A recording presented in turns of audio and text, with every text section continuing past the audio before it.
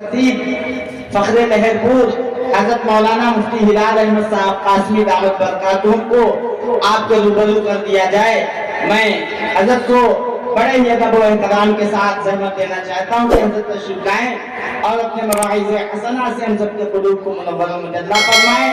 ان چار مصروں سے ان کا استقبال کہ جیسے اندر ویسے باہر ہوتے ہیں، جیسے اندر ویسے باہر ہوتے ہیں، خود میں ہی ایک مست کلندر ہوتے ہیں، اور قطرہ قطرہ خود کو بھرنا پڑتا ہے، تب جا کر کچھ لوگ سمندر ہوتے ہیں۔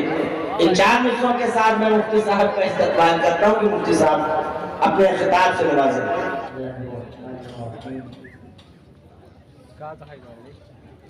الحمد لله الذي هدانا لهذا وما كنا لنهتدي لولا أن هدانا الله، ونشهد أن لا إله إلا الله، ونشهد أن سيدنا ومولانا وحبيبنا وشفيعنا محمدا صلى الله عليه وسلم. أعوذ بالله من الشيطان الرجيم. بسم الله الرحمن الرحيم. لقد كان في رسول الله أسوة حسنة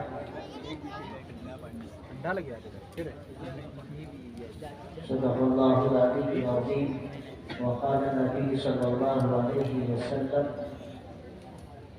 النكاح من سنتي.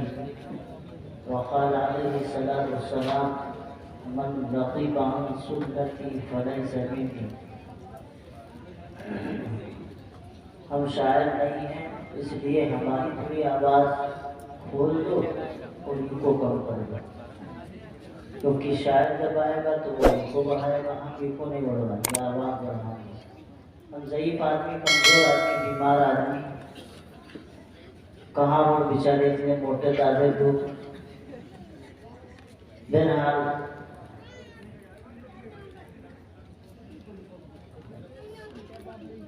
وراٹ کوہلی کا یہ سالانہ جلسہ ہے، اور مجھے جس عنوان پر گفتگو کرنی ہے، اصل میں حافظ مقیم صاحب نے میرے اوپر دو عنوان ڈال دیے ہیں۔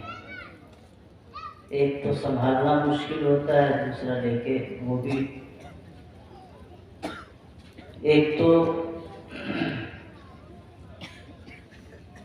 نکاح کی حقیقت کیا ہے۔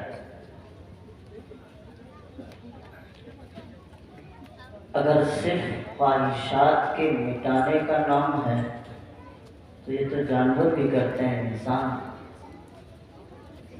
میں اور جانور میں فرق کیا ہے؟ میری بات بہت غور سے سنیے گا۔ اگر نکاح صرف اپنی خواہشات پوری کرنے کا نام ہے تو یہ تو جانور بھی اپنی خواہش پوری کر لیتے ہیں۔ اگر نکاح ہماری زندگی اور ہماری دنیا اور آخرت کے نظام اور اس کی ترقی کا ذریعہ ہے تو ظاہر ہے نکاح ایک عبادت بھی ہے، ایک معاملہ بھی ہے۔ عبادت بھی ہے، معاملہ بھی ہے۔ عبادت اس طرح ہے کہ رسول اللہ صلی اللہ علیہ وسلم نے اور تمام انبیاء علیہ السلام نے سوائے حضرت عیسیٰ علیہ السلام اور حضرت یحییٰ علیہ السلام کے سارے پیغمبروں نے نکاح کیے۔ جو چیز سنت ہوتی ہے وہ عبادت میں داخل ہوتی ہے۔ تو پہلی بات تو آپ یہ ذہن میں رکھیں کہ جب عبادت ہے تو پھر عبادت کے انداز پر ہمارا کام ہونا چاہیے، اور اس کی مثال یہ ہے کہ جیسے ایک آدمی نماز پڑھنے کے لیے جاتا ہے تو اس کے لیے کیا حکم ہے کہ وضو کرے، اذان ہو نماز پڑھنے کے لیے چلا جائے۔ ایسے ہی نکاح کے لیے غسل کر لے، اچھے کپڑے پہن لے،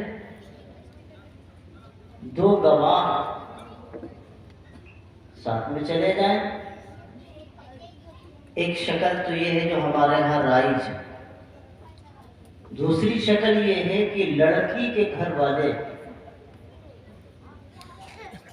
مثال کے طور پر جو لوگ جن کا اس سے پردہ نہیں ہے، باپ، بھائی، دادا، یہ حضرات لڑکی سے اجازت لے لیں کہ میں تمہارا وکیل بن رہا ہوں۔ ہمارے یہاں معاشرے میں وکیل کا مطلب کچھ اور سمجھتے ہیں۔ رجسٹر میں لکھا ہے وکیل، تو ایک وکیل بنانا پڑے گا۔ وکیل کا مطلب سمجھیں خوب اچھی طرح۔ باپ وکیل بن سکتا ہے، بھائی وکیل بن سکتا ہے، بڑا بھائی، چھوٹا بھائی، کوئی بھی ہو، جن سے پردہ نہیں ہے وہ وکیل بنے۔ لڑکی سے کہے کہ میں فلاں جگہ پر نکاح کے لیے تم سے اجازت مانگتا ہوں، کیا تمہاری اجازت ہے؟ چاہے اس میں مہر کا تذکرہ ہو یا نہ ہو، صرف لڑکی یہ کہے کہ جی آپ کی اجازت، مجھے اجازت میں نے دے دی ہے، جہاں سے چاہے وہاں سے آپ نکاح کر دیں۔ اب یہ باپ یا بھائی اس بہن سے یا اس بیٹی سے اجازت دے کر کے جہاں پہ دولہا بیٹھا ہو، جہاں لڑکا بیٹھا ہو، وہاں بیٹھ جائے، اور اس کے سامنے جتنے لوگ ہیں وہ بھی گواہ بن جائیں، اور جو 2 لوگوں کو بنانا چاہیں تو ان کو بھی بنا لیں، اور ان کے سامنے جب بات ہو کہ فلاں کی لڑکی کے ساتھ آپ کا نکاح کیا جا رہا ہے، تو وہ وکیل صاحب کہیں کہ میں بحیثیت وکیل کے مجھے اجازت مل چکی ہے، میں اجازت دیتا ہوں۔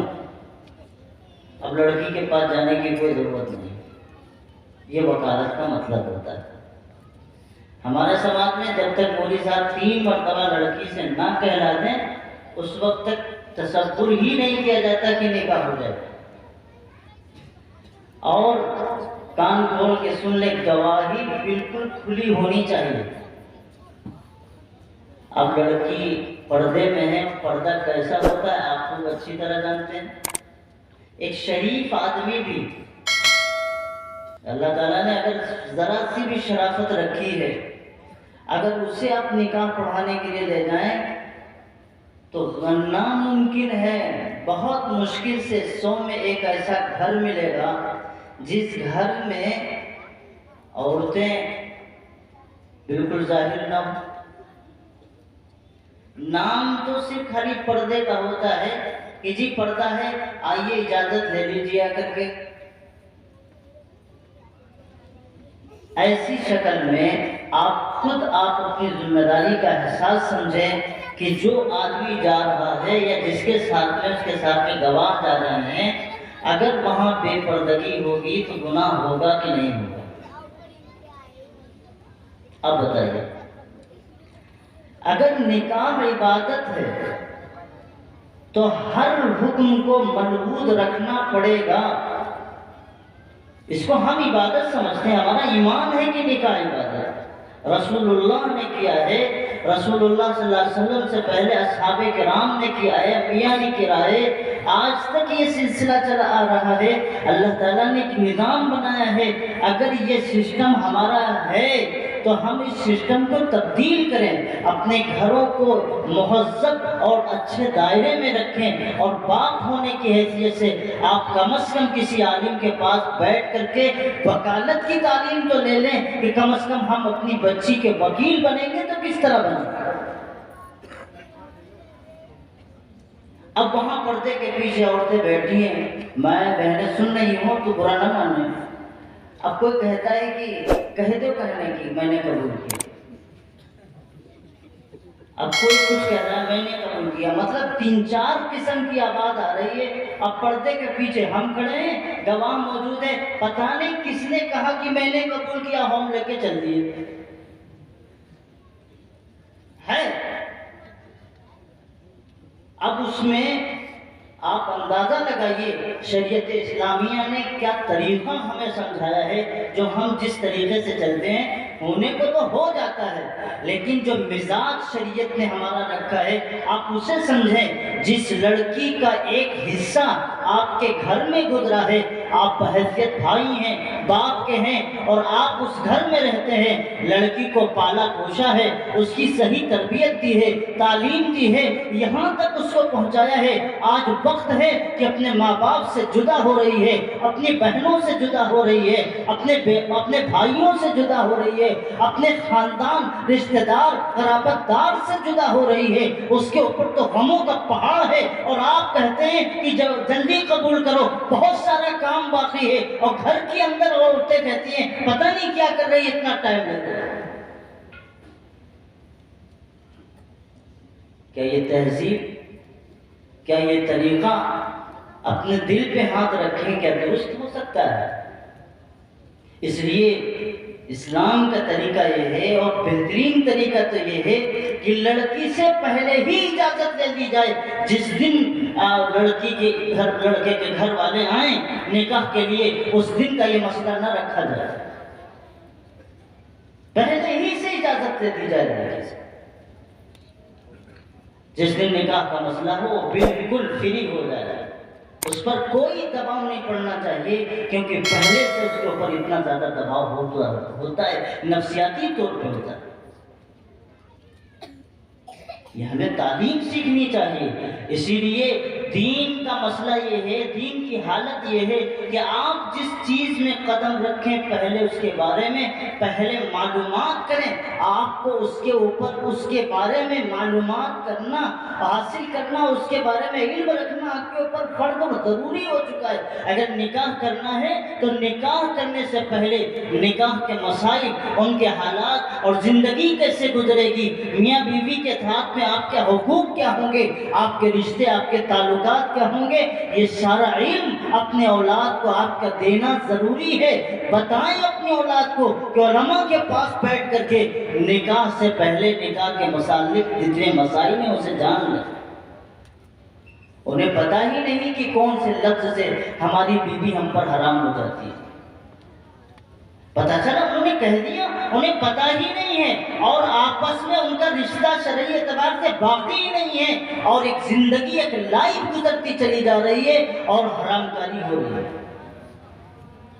اس لیے پہلے نمبر پر ہمیں معلومات کرنی چاہیے. بیٹیوں کو بتاؤ، بچوں کو بتاؤ، نکاح کرنے سے پہلے نکاح کے بارے میں اور نکاح کے مسائل اور اس کے متعلقات جتنی چیزیں ہیں کم از کم ان کو اتنا تو پتہ چل جائے کن حالات میں نکاح باقی رہتا ہے اور کن حالات میں نکاح ٹوٹ جاتا ہے.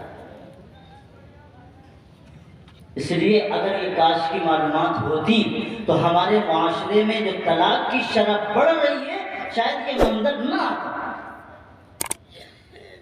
تو اس لیے یہ تو میں نے تمہیدی طور پہ بات کہی. نکاح ایک سنت ہے، ایک معاملہ ہے، ایک رشتے کے ساتھ میں ہمارا ایک سلسلہ اور تعلق جڑ جاتا ہے. اس لیے میرے بھائی نکاح بہت اہم چیز ہے، اور اسی لیے حدیث میں آتا ہے اور اس کے پس منظر میں علماء لکھتے ہیں کہ بھائی اذان ہوتی ہے، اذان کے بعد پھر انسان نماز پڑھتا ہے. جب تک وہ نماز پڑھتا ہے اس وقت تک اس کو عبادت کا ثواب ملتا ہے. لیکن نکاح ایک ایسا فرض ہے اور ایسی عبادت ہے اور اللہ کی طرف سے ایسا نظام ہے کہ آپ جب نکاح کریں گے اور جب تک آپ حیات رہیں گے اور اس رشتے کے ساتھ رہیں گے اور یہ سوچ کر کے اور یہ نیت آپ کے دل میں ہوگی کہ رسول اللہ صلی اللہ علیہ وسلم نے نکاح کیا تھا تو ہم نے بھی نکاح کیا ہے. جس طرح رسول اللہ اور آپ کے پاکیزہ بندے انہوں نے تقدس اور طہارت کے ساتھ اپنی زندگی گزاری ہے، ہم بھی ادھر ادھر اپنے آپ کو گندہ نہیں کریں گے اور نکاح جیسے پاکیزہ اہم ترین عمل میں شریک ہوتے ہیں. اس حسن نیت کے ساتھ آپ اگر نکاح کریں گے تو جب تک آپ کی بیوی آپ کے ساتھ میں ہے یا آپ زندہ ہیں اور وہ زندہ ہے اللہ تبارک و تعالیٰ مسلسل اس کا ثواب دیتا ہے.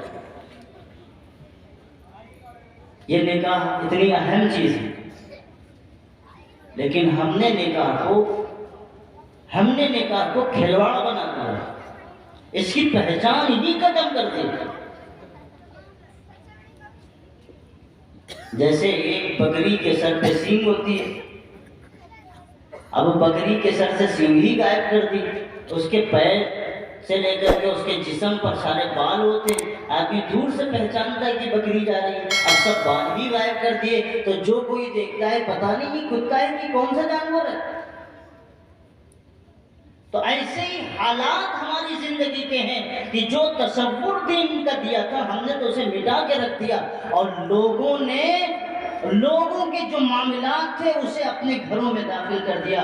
اس لیے میں کہا کرتا ہوں کہ اسلام رسم و رواج کا نام نہیں ہے، اسلام رسول اللہ صلی اللہ علیہ وسلم کی شریعت اور سنت کا نام ہے. آپ کے گھر میں 15 سال سے چلا آ رہا ہو یا صدیوں سے چلا آ رہا ہو یا آپ کے آباء و اجداد کر رہے ہوں، ہمیں اس سے مطلب نہیں ہے.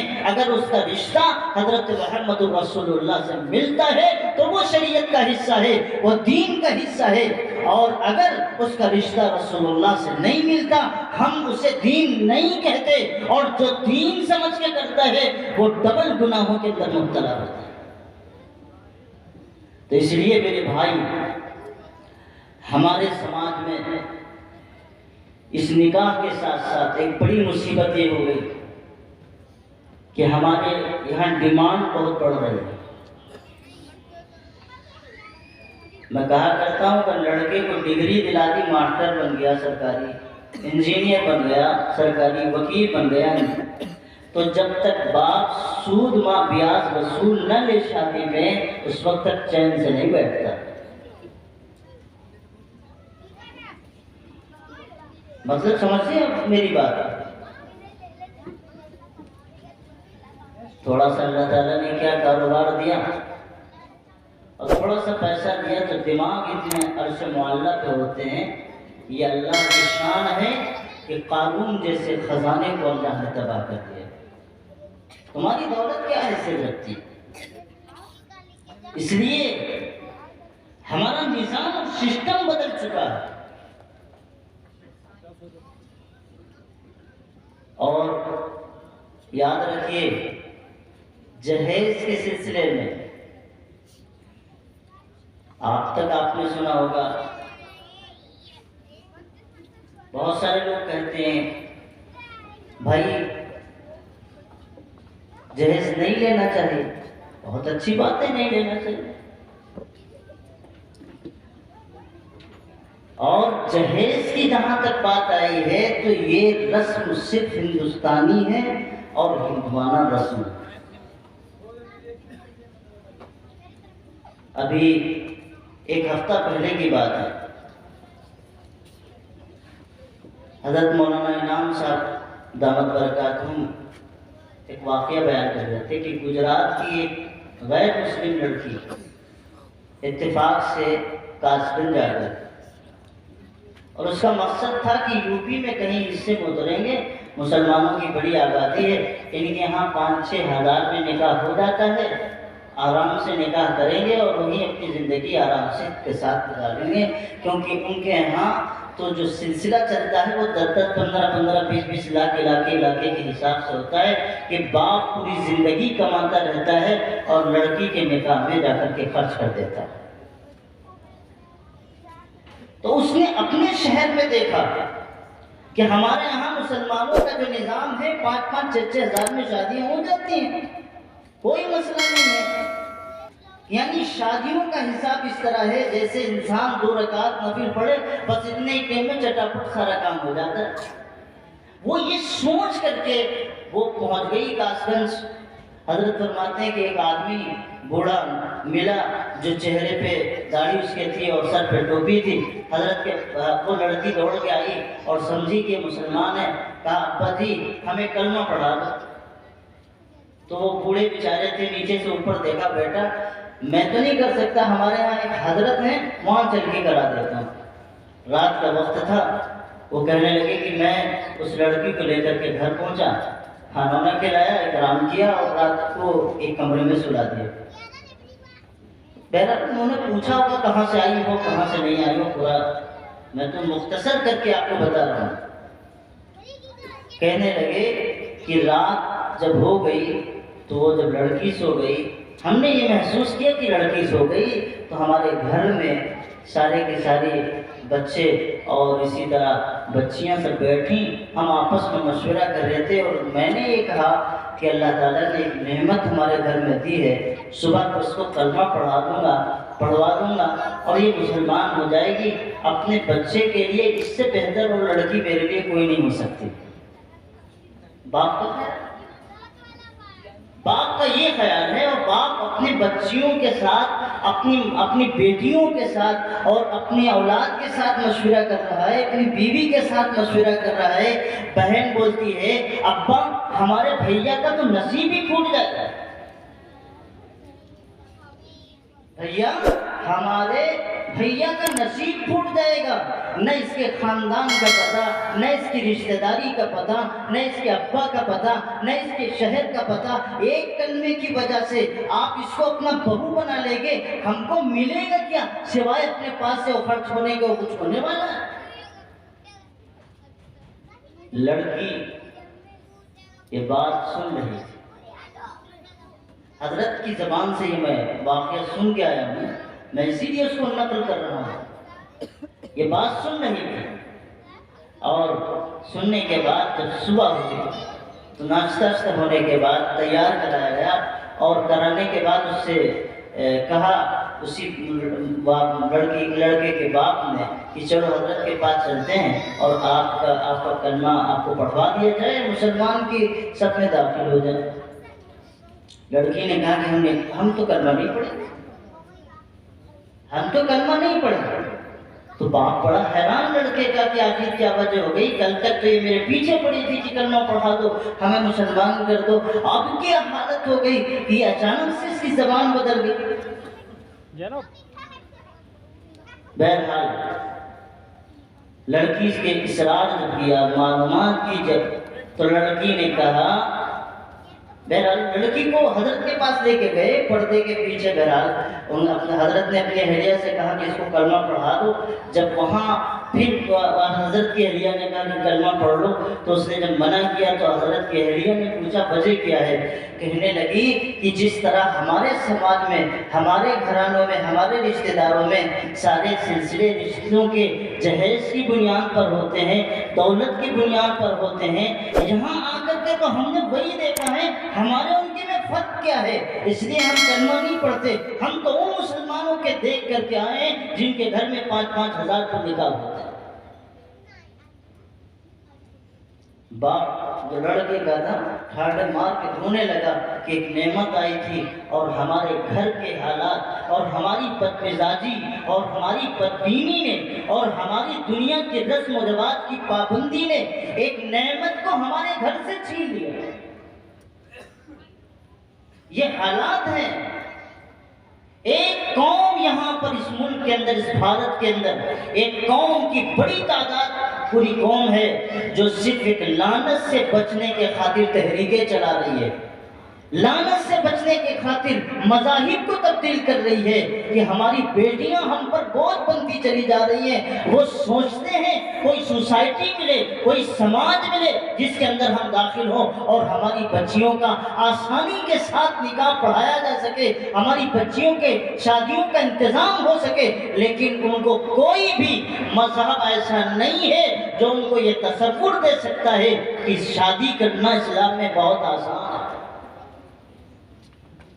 اس لیے میں کہا کرتا ہوں ہماری تقریروں سے اسلام نہیں پھیلنے والا، ہماری کتابوں سے اسلام نہیں پھیلنے والا، ہمارے کردار سے اسلام پھیلے گا۔ کر کے تم دکھاؤ کہ بیٹیوں کے رشتے اس طرح ہوتے ہیں، بہوؤں کو لانا ہو تو اتنی سادگی کے ساتھ لانا ہو۔ میں ایک واقعہ اس میں بتاؤں، حضرت سلمان فارسی رضی اللہ تعالیٰ عنہ اپنے ساتھ میں ایک قاصد کو لے کے جاتے ہیں اور ایک صحابی کو ساتھ میں لے کے جاتے ہیں، انہاں کے گھر میں جاؤ اور جا کر کے ان سے میرا پیغام نکاح کر دو۔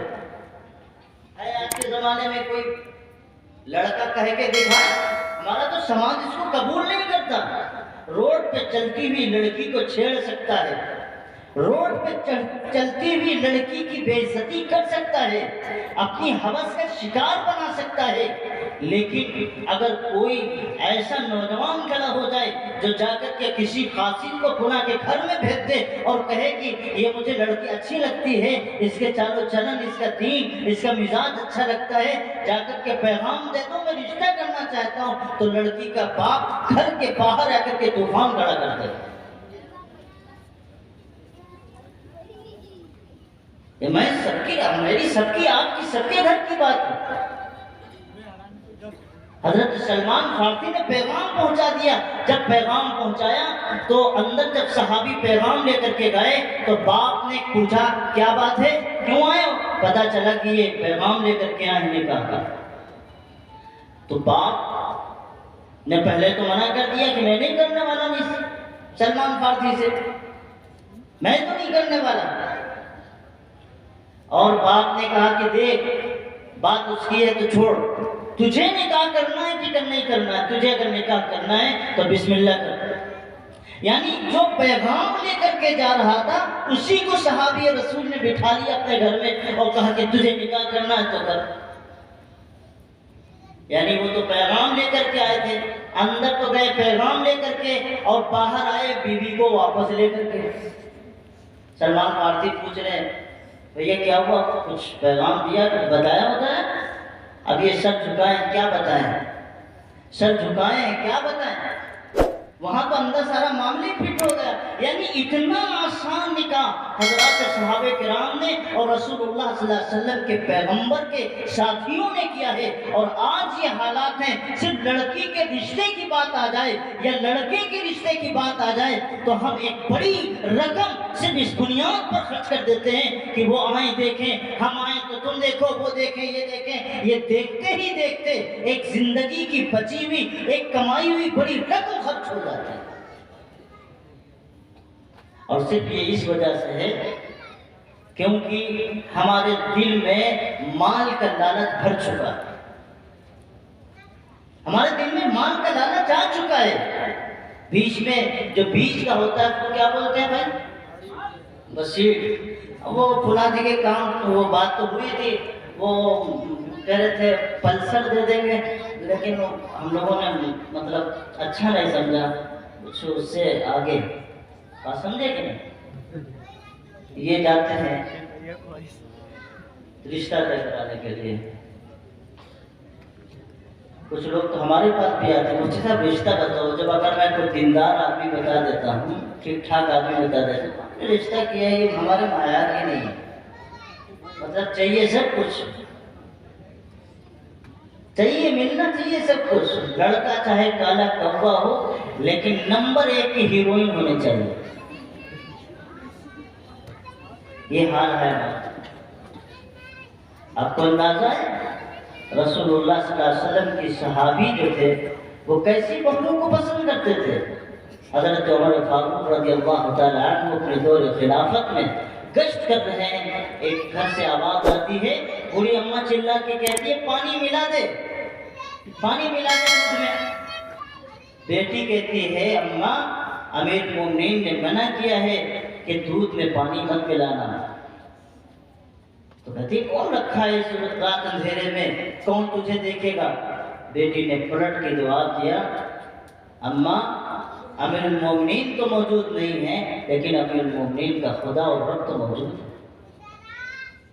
حضرت عمر فاروق نے اس مکان پہ نشان لگایا، جھوپڑی تھی، عالیشان مکان نہیں تھا، ایک جھوپڑی تھی، اس کے اندر وہ بیٹی بیٹھی ہوئی رات کے اندھیرے میں اللہ کا خوف اپنی ماں کو دلا رہا ہے، نشان لگا دیا حضرت عمر فاروق نے۔ اور صبح روتے روتے گئے اور اللہ کا شکر ادا کیا، الہ العالمین ہماری امارت میں، ہماری حکومت میں، ہماری خلافت میں کم از کم رات کے اندھیرے میں ایسی بچیاں تو موجود ہیں جو تجھ سے ڈرتی ہیں، تیرا خوف کرتی ہیں۔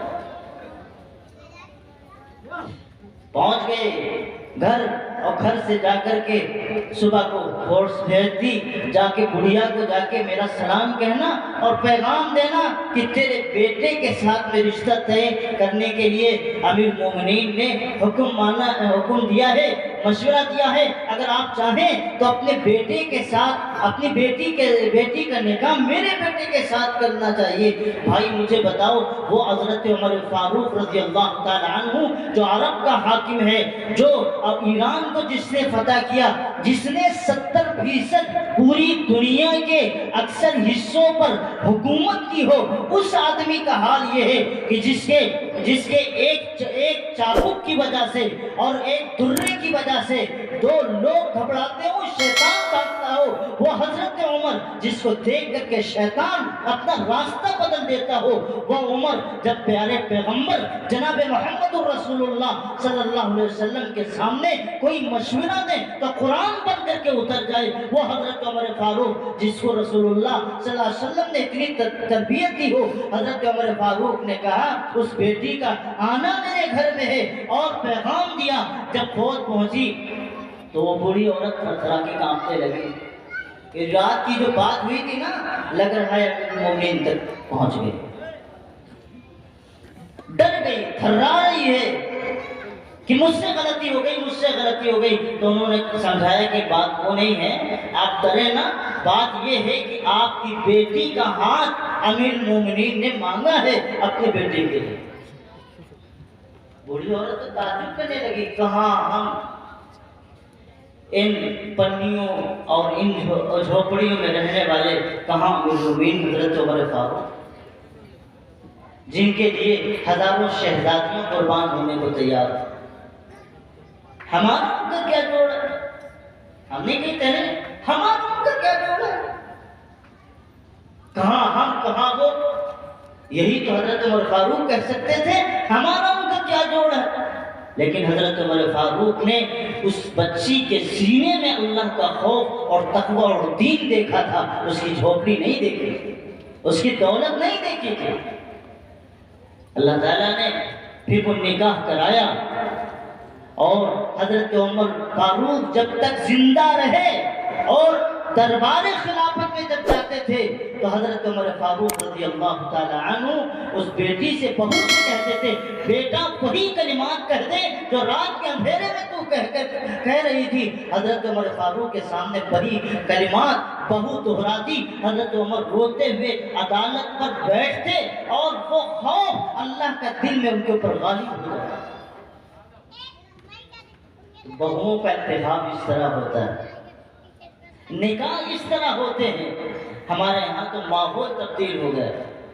اب حالت یہ ہے، جہیز تو جہاں تک جہیز کی بات ہے تو ایک بات ہمیشہ یاد رکھیے گا، اگر باپ اپنی خوشی سے کوئی چیز دے رہا ہے بیٹی کو تو وہ بیٹی کے لیے ہدیہ اور تحفہ ہے۔ بات سمجھ لینا، باپ اگر کوئی چیز اپنی بیٹی کو دے رہا ہے تو وہ اس داماد کے لیے اور اس کی بیٹی کے لیے وہ ہدیہ اور تحفہ ہے، وہ جہیز میں شامل نہیں ہوگا۔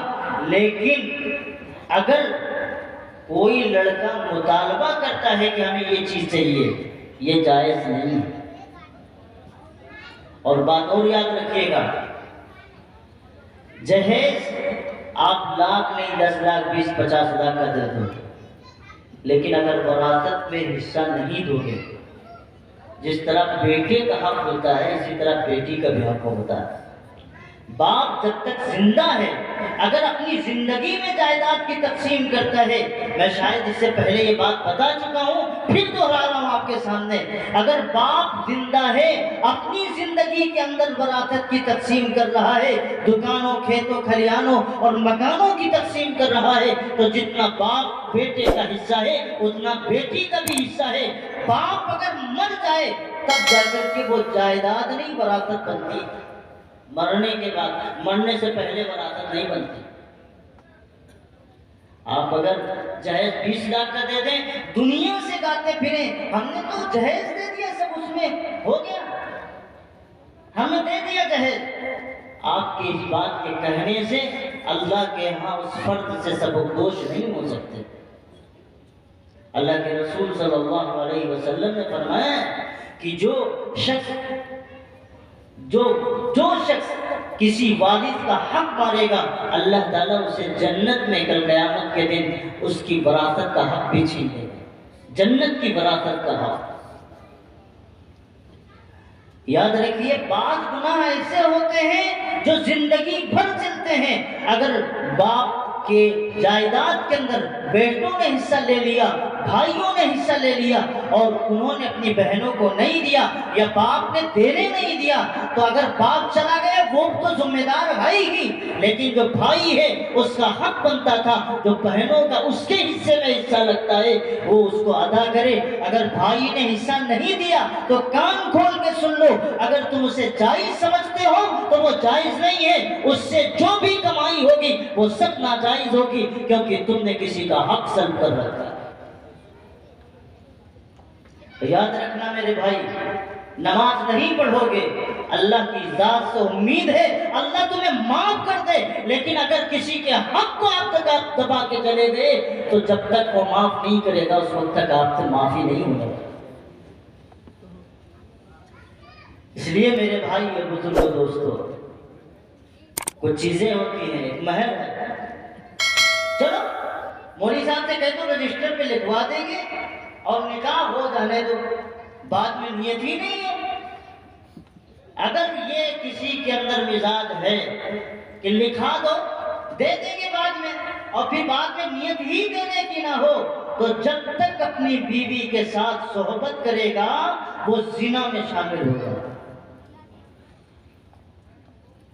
وہ زنا کے اندر شامل ہوگا، کیونکہ مہر کے بغیر نکاح ہوتے ہی نہیں۔ صورت الگ ہے، کبھی ادھار ہو جاتی ہے کبھی نقد ہو جاتی ہے۔ ادھار کا مطلب یہ نہیں ہے کہ انسان کی نیت ہی نہ ہو دے، یا جو لوگ یہ کہتے ہیں کہ جی اب آخری وقت ہے اور اپنے بیوی کے پاس جاتے ہیں اور کہتے ہیں کہ ہمارا مہر معاف کر دو، بیوی ہمدردی میں کہتی ہے چلو کوئی بات نہیں، اتنی زندگی اور لائف ہم نے گزار دی ہے، ہم مہر معاف کر دیتے ہیں۔ میری بہنیں کان کھول کے سن لے، ان کے زبانی معاف کرنے سے مہر معاف نہیں ہوتا ہے، جب تک کہ شوہر اس کے ہاتھ پہ مہر کی صورت میں جو طے ہوا ہو، چاہے نقد ہو چاہے زیور ہو یا کوئی بھی سامان جو طے ہوا ہو، جب تک اس کے اپنے شوہر اپنی بیوی کے اختیار میں نہیں دیتا، تصرف میں نہیں دیتا، اس وقت تک صرف زبان سے کہنے سے بیوی کے معاف نہیں ہونے والا۔ اور اسی طرح جہیز کے ساتھ یہ مہر کے ساتھ میں وراثت کا مسئلہ ہے۔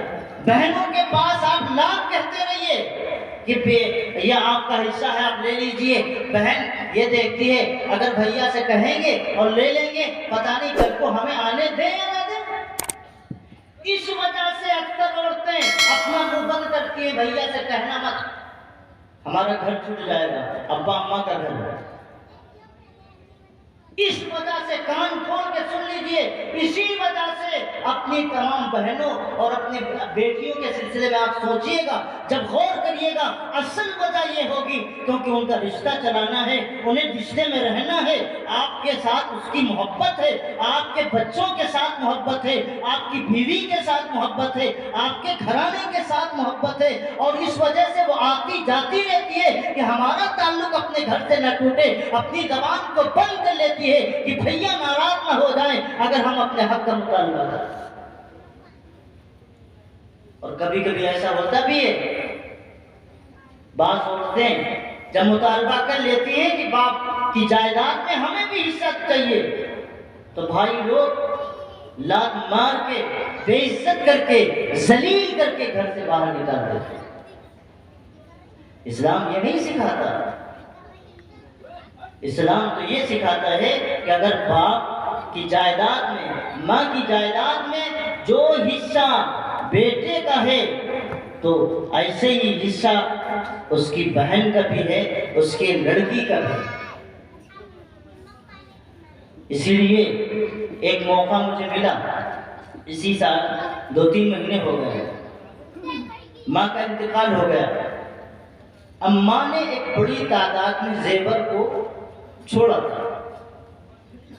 بہنوں نے کہا کہ جو زیور ہے وہ کسی مسجد میں دے دو، کوئی کچھ کہہ رہا ہے مدرسے میں دے دو، کسی غریب کو دے دو، کسی کے غریب کے نکاح میں دے دو۔ ایک ہمارا یہ مسئلہ بڑا چل رہا ہے نکاح میں دینے کا، خاص کر جب مسئلہ ہے زکوٰۃ کا تو نکاح میں دے دو۔ غریب کی لڑکی کے نکاح کے مسئلے میں دھیان رکھیے گا، جو 52.5 تولہ چاندی کے مقدار کے برابر جس لڑکی کو آپ غریب کہہ رہے ہیں، اگر اس کے پاس سونا اور چاندی کی شکل میں کوئی زیور ہے اور اس کی وہ مالک ہے، 52.5 تولہ، یہ نصاب یاد رکھنا، 52.5 تولہ چاندی کے برابر اگر وہ مالک ہے تو اس پر آپ اگر زکوٰۃ دیں گے تو آپ کی زکوٰۃ ادا نہیں ہوگی۔ ہمارے یہاں بڑا یہ مسئلہ چلتا ہے، جب زکوٰۃ کا مسئلہ آتا ہے جی فلاں کی غریب کی لڑکی کی شادی ہم بھی کراتے ہیں، ایسا نہیں ہے کہ آپ بھی لوگ کراتے ہیں، ہم لوگ بھی مولوی لوگ بھی کرا دیتے ہیں، لیکن زکوٰۃ کا فنڈ نہیں، امداد کا فنڈ استعمال کریں۔ زکوٰۃ میں تو بہت محتاط رہنا چاہیے، بہت محتاط رہنا چاہیے۔ 1 روپیہ بھی ادھر سے ادھر گیا تو 1 کے بجائے 1 لاکھ کا نقصان بھی ہو سکتا ہے اور 10 لاکھ کا بھی نقصان ہو سکتا ہے۔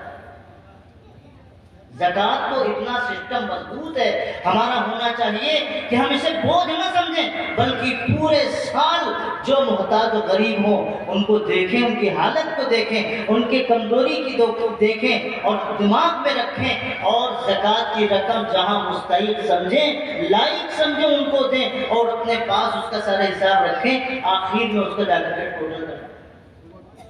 یہ طریقہ ہے، رمضان ہی میں سارا نکال دینا یہ طریقہ تھوڑی ہے۔ ہاں رمضان میں بعد مدرسوں میں بجٹ بنتے ہیں، آپ ان کو دے دیں، ورنہ آپ پورا اپنا نظام پورے سال چلاتے رہیں۔ پتہ نہیں کس کو ضرورت پڑ جائے، آج چچا مالدار ہے، کل کو چچا کس حالت میں پہنچ جائے پتہ ہے، آپ تو پہلے ہی زکوٰۃ اپنی اڑا چکے ہیں، آج چچا کو ضرورت ہے جو تمہارے خون کے ہیں، آپ پیسے کہاں سے دیں؟ تو یہ بات آئی تو ضمناً میں کہہ چکا ہوں۔ اسی طرح میرے عزیزو، جہیز کا مسئلے میں جہیز یہ بات بتائی تھی، مہر اور اسی طرح جائیداد میں صرف زبان سے کہنے سے، ماں کے یا بیٹی کے کہنے سے وہ وراثت کا حق اس سے ختم نہیں ہونے والا ہے، اگر اس کے ساتھ لازم ہے جب تک کو وہ دے نہ دے۔ تو میں واقعہ بیان کر رہا تھا کہ میں نے ان سے کہا، میرے ملنے والے تھے، ہم نے کہا نہیں کوئی کچھ کہے کچھ نہیں کرنا ہے، آپ پہلے نمبر پر جتنا زیور ہے اس کی قیمت لگوائیے، اور اگر کوئی لینا چاہے ان کی بہنوں میں بھائیوں میں تو پہلے نمبر پر وہ اپنی اماں کا کوئی زیور پورا رکھ لے اور ساری رقم جو ہوتی ہے وہ دے دے۔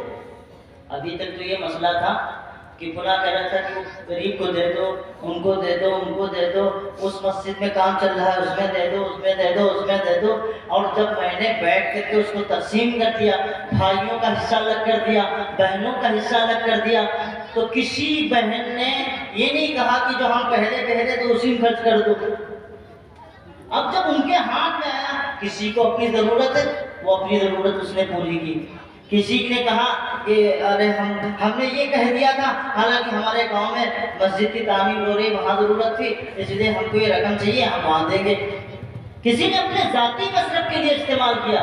آپ دیکھیں ان کے ہاتھ میں دیکھیے، پھر آپ دیکھیں گے کہ ان کے حالات کس طرح کے ہوں گے۔ وہ آپ جب تک سپرد نہیں کریں گے اس وقت تک مسئلے کا حل نہیں ہے۔ اس لیے 2 جگہوں پر خاص طریقے سے، ایک مہر اور دوسرے جائیداد۔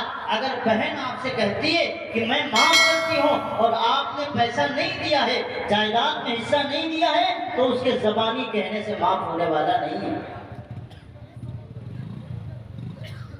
اگر زمین ہے تو زمین ان کے نام کریے، زیور ہے، زیور کا جو پیسہ رقم بنتا ہے وہ ان کے پاس ان کے حوالے کریے، رقم ہے تو ان کے حوالے کریے۔ اب اگر کوئی بہن بیٹی، کوئی بہن آپ کو واپس دے دیتی ہے کہ بھیا ہم نے لے لیا، آپ نے دے دیا، آپ یہ رکھ لیجئے، ایسا بہت مشکل سے ہوگا، بتا دے رہا ہوں پہلے سے، ایسا مشکل سے ہوگا۔ آپ کسی بہن کو دے دیں اور پھر واپس کریں، بہت کم ہوگا۔ پھر واپس اگر وہ کر دے، آپ سے کہہ دے ٹھیک ہے آپ نے ہم کو دے دیا، ہمیں مل گیا، ہم نے قبضہ کر لیا، آپ یہ رکھ لیں، آپ اپنے استعمال میں کریں، تب جائز ہوگا آپ کے لیے۔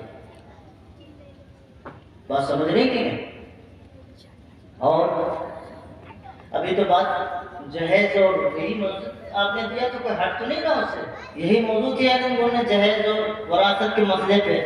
یہ تو جہیز ہمارے یہاں شادیاں جب ہوتی ہیں کتنے ہم بے غیرت ہو گئے ہیں کہ جہیز اپنی بہنوں کا ہوتا ہے. چلو آپ دیں، آپ کے ماں باپ دیں. پہلے بات تو یہ یاد رکھیے کہ جہیز کا تصور اسلام میں ہے ہی نہیں. جو لوگ یہ کہتے ہیں حضرت علی کے نکاح میں حضرت فاطمہ کو دیا گیا تھا، ایک چکی تھی اور ایک گدا تھا، ایک تکیہ تھا، لوگ کہتے ہیں، لیکن شاید انہیں معلوم نہیں حضرت علی رضی اللہ تعالیٰ عنہ رسول اللہ صلی اللہ علیہ وسلم کے گھر میں رہتے تھے، آپ کی تربیت میں رہتے تھے.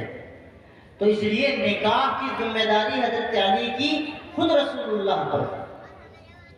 اور جب حضرت فاطمہ اور حضرت علی کے نکاح کا مسئلہ آیا اور جب تجویز پاس ہوئی کہ حضرت علی کا نکاح حضرت فاطمہ سے کرا دیا جائے، تو حضرت نبی کریم صلی اللہ علیہ وسلم نے حضرت علی سے پوچھا تمہارے پاس کچھ ہے؟ تو حضرت علی نے بتایا کہ ہاں ہمارے پاس زرہ ہے. تو آپ نے زرہ کو حضرت عثمان غنی کے ہاتھ پہ بھجوا دیا کہ جو اس کی قیمت لگتی ہو وہ قیمت اس سے لے لی جائے، کیونکہ حضرت علی کا کوئی گھر نہیں تھا، حضرت علی کا کوئی گھر نہیں تھا، حضرت علی کے پاس کوئی برتن نہیں تھے، کوئی انتظام نہیں تھا، صرف تنہا اکیلے انسان تھے حضرت علی مرتضیٰ. تو رسول اللہ صلی اللہ علیہ وسلم نے آپ کی زرہ بھجوا کر کے وہ سامان اس لیے حضرت علی کے سپرد کیا تھا کیونکہ حضرت علی کا نیا گھر بسنا تھا اور ان کا نہ پہلے سے کوئی گھر تھا اور نہ ان کے پاس کوئی سامان تھا. اگر جہیز رسول اللہ صلی اللہ علیہ وسلم سے ثابت ہوتا تو پھر آپ کی اور بھی بیٹیاں تھیں، آپ کی اور بھی حضرت زینب تھی، حضرت رقیہ تھی، یہ تمام حضرت ام کلثوم تھی، یہ تینوں بیٹیاں تھیں، تینوں کا نکاح رسول اللہ صلی اللہ علیہ وسلم نے کیا ہے. آپ ایک میں سے بھی ثابت کرتے کہ رسول اللہ صلی اللہ علیہ وسلم نے ان کو دیا ہو. اس لیے میرے بھائی یہ تو تصور ہی سے نکال دیجئے کہ جہیز کا استعمال رسول اللہ صلی اللہ علیہ وسلم نے کیا ہو یا رسول اللہ صلی اللہ علیہ وسلم نے کسی کو دیا ہو. یہ تو صرف خالصتاً ہندوانہ رسم ہے اور ہمارے سماج کے اندر ہے. میں جس بات کی طرف آپ کو اشارہ کر رہا ہوں وہ یہ ہے کتنے ہم بے غیرت ہو گئے. اپنی بیٹیوں کی شادیاں کریں یا اپنی بہنوں کی شادیاں کریں، بیڈ بھی بہترین شاندار سجا ہوا ہے، ایک باقاعدہ اس کے لیے پنڈال سجایا جاتا ہے، روشنی کا انتظام کیا جاتا ہے اور کیا کیا نہیں ہوتا. اللہ کی پناہ ایک انسان جو صاحب فکر ہو اور صحیح مزاج اور صحیح نظریہ رکھنے والا ہو، جب جائے گا تو وہاں آپ کی بیٹی کی شلوار بھی دیکھے گا، آپ کی بیٹی کے جمپل بھی دیکھے گا، دوپٹہ بھی دیکھے گا، جس بستر پہ اسے لیٹنا ہے وہ بستر بھی سجا ملے گا، وہ مسیڑی بھی سجا ملے گی، وہ کرسیاں بھی، وہ سارا کا سارا سامان. جو کل کو یہی انسان اپنی بیٹی کا اگر دوپٹہ کہیں چھت سے نظر آتا تھا تو یہ کھڑے ہو کر کے محلے میں دنیا کو اپنی غیرت اور حمیت کے اوپر قسمیں کھاتا تھا. اور آج یہ حالت ہے کہ اپنی بیٹی کے نکاح کا مسئلہ آیا، اپنی بہن کے نکاح کا مسئلہ آیا تو باقاعدہ ٹینٹ میں سجا کر کے اپنی بیٹی کی عزت اور عفت کو اور اس کی غیرت کا جنازہ پڑھا. دنیا آئے دیکھے جہیز کو. میں نے شروع میں کہا اگر باپ اس نیت سے دیتا ہے کہ بیٹی ہے ہم اپنی محبت میں اور محبت میں دیتے ہیں، اگر باپ کی طرف سے اگر دی ہوئی چیز ہے یقیناً وہ تحفے میں شامل ہوگی، جہیز میں شامل نہیں ہوگی. لیکن میرے بھائی تحفہ دیا جاتا ہے لیکن تحفے کا مطلب یہ نہیں ہے اسے سر عام اور سر بازار اس کو مشہور کیا جائے، سر بازار اس کو رکھا جائے اور رسوائی کے سارے سامان کیے جائے. کتنے بے غیرت ہو گئے ہم لوگ، احساس ہی نہیں. رسم و رواج کے کنویں میں ایسا گھس گئے کہ ہماری عقل ہی کام نہیں کرتی. جس چیز کو چھپانا چاہیے تھا، جس چیز کو چھپا کر کے دینا چاہیے تھا، جس چیز کو بند کر کے دینا چاہیے تھا، کسی کو پتہ نہ چلے. کوئی اگر ہمارے پڑوس میں غریب بچی ہو اس کے دل کے احساس کو چھیڑا نہ جا سکے، اس پر ظلم نہ ہو سکے، اس بنیاد پر ہم کو چھپا کے دینا چاہیے تھا. ہم علل اعلان جہیز کی فہرست بھی بنواتے ہیں اور جہیز کو سجا کر کے لوگوں کے سامنے رکھتے ہیں. جو غریب کی بچی گزرتی ہے جب اس کے نگاہیں پڑتی ہے تو وہ ابا کو دعائی دیتی ہے اور اس کے دل کے اندر کیا کیا نہیں آتے سے ہوں گے اور کون سے سوالات نہیں ہوتے ہیں. اور اگر اس کا نکاح نہیں ہو پاتا اور پھر وہ گناہ میں ملوث ہوتی ہے تو کان کھول کے سن لو، جہیز کے سجانے والوں اور جہیز کا تماشا بنانے والوں اور اپنی بیٹیوں اور بچیوں کے اندر اپنی ناک نیچی اونچی کرنے والوں، کل اللہ کے سامنے جواب نہیں دے پاؤ. اگر وہ گناہ میں مبتلا ہوئی ہے اس میں کہیں نہ کہیں تمہارا بھی قدم ہے، تمہارا بھی رول ہے اور تمہارا بھی عمل ہے.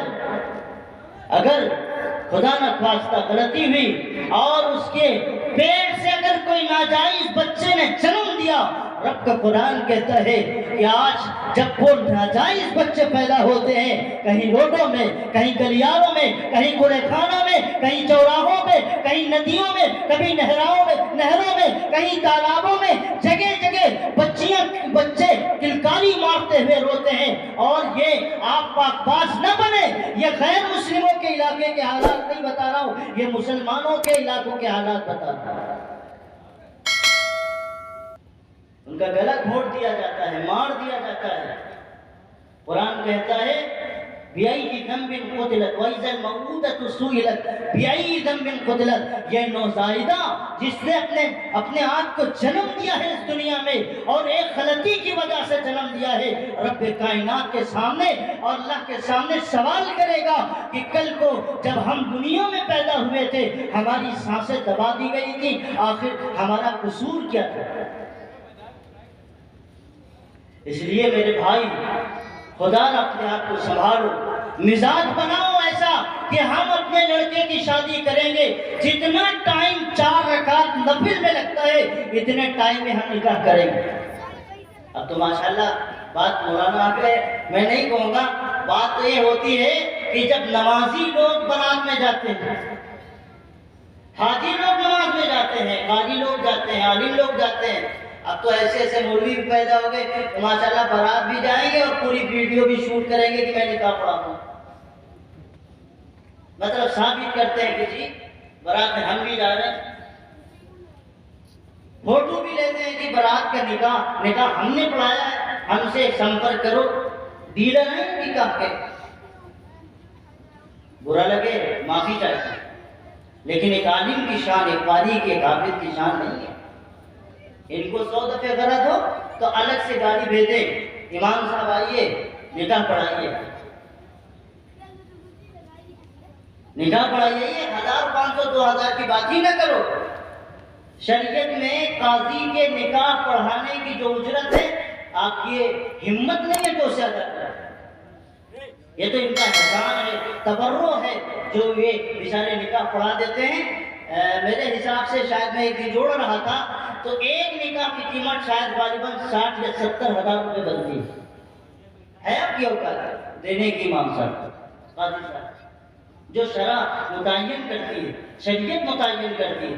یہ اس لڑکی کا ہے غالباً جو بے نکاحی ہے کہ کبھی نکاح نہیں ہوا، کنواری جس کو اپنی زبان میں کہتے ہیں. اس کا آدھا ہوتا ہے اس کا جس کا نکاح پہلے سے ہو چکا ہو، مطلقہ ہو یا بے باپ، اس کا آدھا ہے. کسی کی اوقات چلو آدھے کی بات کر لو، 25,000 حافظ مقیم صاحب کو دے گو نکاح پڑھانے کے لیے. 5,000 کا جوتا تو ہو سکتا ہے، 25,000 مولوی کو نکاح میں نہیں دے پائے. جب 5,000 کا جوتا اتنا قیمتی آپ کے پیروں میں ہو سکتا ہے تو آپ جوتوں ہی کے تو مستحق ہیں. تو اسی لیے تو جگہ جگہ جوتے لگتے ہیں، جس گلی میں جاؤ وہاں جوتے مارے جاتے ہیں. تو میں یہ کہہ رہا تھا بھائی، ان علماء کو جو ہمارے ہیں، اللہ کا شکر ہے، بہت سارے عالم اللہ کا شکر ہے بڑی غیرت کے ساتھ ہیں، بہت غیرت کے ساتھ جاتے ہیں. آپ انتظام کریں ان کے لیے، الگ سے ان کو عزت دیں اور اسی انداز پہ نذرانہ پیش کریں. اور وہ جانتے ہیں ان کو سمجھ گئے، کچھ سمجھ گئے. مولوی صاحب سے بحث کریں گے جائز ہے کہ ناجائز ہے، اس سے بحث کرو جائز ہے کہ ناجائز ہے، تم کو ساری دلیل دے دے گا، کھول کے دے گا ساری دلیل. کیونکہ مولوی صاحب تو اس کردار میں نہیں آنے والے، لیکن آپ جس کردار کے لائق ہیں وہی تو وہ کرتا ہے. آپ اپنی اوقات دکھا دیتے اس کے سامنے. مولوی صاحب سے 1500 کہے کے 1500 تمہارے چراغی کے. ہم تو ہوں تو ایسے کہیں نا 1500 تمہارے چراغی کے 1500 تمہارے چڑھانے کے. ہم ایسے پوری لسٹ بنا کے لے کے جائیں اور جو 50-60 ہزار تک جائے سب لسٹ بنا کے جائے. اللہ کے بندو میں نہیں کہتا کہ آپ کا تعلق کسی عالم سے وہ کچھ کرے, کوئی فری میں پڑھا دے, کوئی آپ کو محبت میں پڑھا دے, بڑی اچھی بات ہے. لیکن ایسا بھی نہیں کرنا چاہیے کہ گھر میں ساری رسمیں ہوں. مہندی کی بھی رسم ہونی ہے, مجھے تو پتا تو نہیں, وٹن کی بھی رسم ہوتی ہے, پتہ نہیں کون کون کی رسم ہوتی ہے, مجھے نہیں پتا نا, میرے گھر میں ہوتا ہے, آپ زیادہ بہتر جانتے ہیں. ساری رسمیں ہو جائیں اور نکاح کرائے کون؟ امام حرم. رسمیں گھر میں سب ہو جائیں. ایسا بھی دین ہمیں نہیں چاہیے. دین جتنا اندر ہو اتنا ہی باہر ہونا چاہیے, تب تو مزہ ہے. اندر تو کچھ نہیں ہے, اندر تو ویڈیو چل رہی ہے, بہترین شاندار قسم کی تصویریں بن رہی ہیں. آج اٹھن ہو رہا ہے, آج مہندی کی رسم ہے, آج سگائی کی رسم ہے, آج پھلانے کی رسم ہے, دھماکے کی رسم ہے, اور نکاح کون پڑھائے گا؟ فلانے حضرت پڑھائیں گے. ایسی دینداری سے کیا فائدہ, کون سا نتیجہ نکلنے والا ہے؟ یہ تو نام اپنا پیش کرنا اور اپنے نام کو بڑھانا ہے. ان کو دین سے کوئی تعلق نہیں ہے. اس لیے میرے بھائی, اللہ والوں کو بھی اگر بلاؤ تو اپنی نیتیں تو درست کرو کم از کم, ورنہ جس نیت کے ساتھ اللہ والوں کو بتاتے ہو. میں ایک بات کہا کرتا ہوں کہ دعائیں فائدہ بھی کرتی ہیں, ریئیکشن بھی کرتی ہیں. اللہ والوں کو بلاؤ گے, اگر نیت درست ہوگی تو فائدہ ہوگا, ورنہ کبھی کبھی اللہ والوں کی آمد و رفت بھی ریئیکشن کا ذریعہ بن جاتی. بات سمجھ رہے کہ نہیں؟ میں زیادہ بحث نہیں کروں گا, ورنہ اس کے سلسلے میں دلیل بھی ہے. رسول اللہ صلی اللہ علیہ وسلم نے خود فرمایا, جس نے میرے کسی ولی کو نقصان پہنچایا, اللہ کہتا ہے میں اس سے اعلان جنگ کرتا ہوں. آپ سمجھتے ہیں یہ سب بیوقوف ہیں؟ اللہ کے ولی, انہیں کچھ پتہ تھوڑی چلتا. اللہ والے انہیں سب پتہ چل جاتا ہے. اللہ تعالیٰ نے احساس دلا دیتا ہے کہاں ہیں آپ. وہ اپنی زبانوں کو بند کر لیتے ہیں, کیونکہ وہ بندوں کے ساتھ میں اور اپنے انسانوں کے ساتھ میں, مسلمان بھائیوں کے ساتھ میں خیر کا اور کرم کا اور نرم کا معاملہ رکھتے ہیں. اس لیے میرے بھائی, میں نے 2 چیزوں پہ آپ سے گفتگو کی ہے. ایک نمبر, اپنے نکاح کو آسان کریے, جتنا آسان ہو سکے اتنا آسان کریے. میرے بھائی, میں تقریر کرتا رہوں گا, علماء آتے رہیں گے, بیانات کرتے رہیں گے. میرے بیان کرنے سے نہیں, جب تک کہ آپ اپنے گھر کے اندر عملی کردار اپنے نہ کھڑا کرتے ہیں. مفتی ہلال نے کہا تھا, تو مفتی ہلال کی بنیاد پر آپ کو جنت نہیں ملنے والی, جنت ملے گی رسول اللہ صلی اللہ علیہ وسلم کی وجہ سے. تو رسول اللہ نے کردار دیا. دوسرے نمبر پر, وراثت میں اپنی بیٹیوں کو حصہ دو, چاہے 10 کروڑ کا دے دو, ہم سے کوئی مطلب نہیں. وراثت میں اپنی بیٹیوں کو حصہ دو, جائیداد میں اپنی بیٹیوں کا حصہ دو. اور تیسرے نمبر پر, جہیز کی سجاوٹ اور طرح طرح کے معاملات سے اپنے آپ کو بچاؤ, اپنے آپ کی حفاظت کرو. اگر ذرہ برابر بھی آپ کے اندر غیرت باقی ہے, آج کے بعد اپنے دوستوں, اپنے احباب, اپنے بھائیوں کو کہیں بھی اگر اس طرح کی حرکت دیکھیں تو بند کراتے ہیں. پہلے تو نہیں ہے, پہلے سے خراب ہوتی ہے. جہیز جتنا آ رہا ہے لکھ لینا, فہرست بنا لینا, مطلب کل کو اگر کوئی حالات بگڑیں گے تو سیدھے مقدمہ ٹھوکیں گے, جہیز پڑتا لگا دیں گے, اتنا سامان دیا تھا. تمہاری نیت تو پہلے ہی خراب ہے, تمہارا رشتہ چلے گا کیا؟ ارے بھائی, اگر باپ نے دیا, بھائی نے دیا, ہم نے اپنی بہن کو دیا, وہ کیا کرے اس سے کوئی مطلب نہیں, ہم کیوں پہلے دیے بیٹھے ہیں؟ اس لیے بھائی, اپنی نیت کو درست کرو, اپنے آپ کو درست کرو. نکاح بہت اہم چیز ہے اور آپ کے گھر کا مسئلہ ہے. اگر گھر سنبھل جاتا ہے تو دنیا کے اندر اتنا سکون نہیں ہے. تم کشمیر ٹہلنے چلے جاؤ, ساری وادیاں ٹہل جاؤ, تم ہماچل چلے جاؤ, دنیا کے خوبصورت ترین علاقوں اور محلوں میں چلے جاؤ, وادیوں میں چلے جاؤ, اگر گھر میں سکون نہیں ہے تو کشمیر میں بھی تمہیں سکون نہیں مل سکتا. گھر کو پہلے جنت کا نمونہ بناؤ. اور وہ جنت کا نمونہ رسول اللہ صلی اللہ علیہ وسلم کے طریقے پہ ملے گا۔ اللہ تعالیٰ مجھے بھی آپ سب کو عمل کی توفیق نصیب فرمائے، آمین۔ وآخر دعوانا